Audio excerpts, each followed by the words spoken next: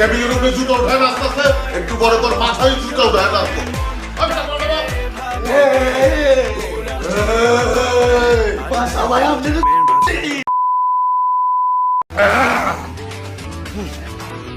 এরে ফকিন্নি এরকম হাবাইত্তার মতো খাইচ্ছা কেন? রইসই খা, মত তো কোনোখানে উঠে চলে যাইতেছে না।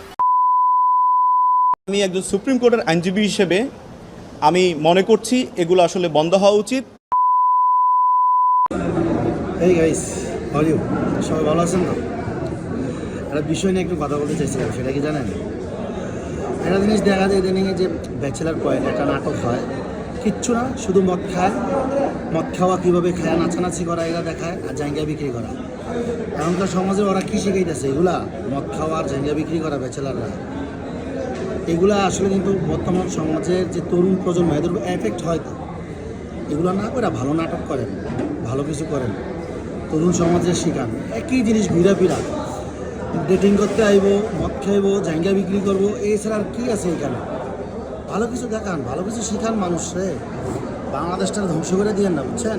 ভালো কিছু শিখান, বাকিটা বাংলাদেশের জনগণের উপর, ঠিক আছে না? Good bye.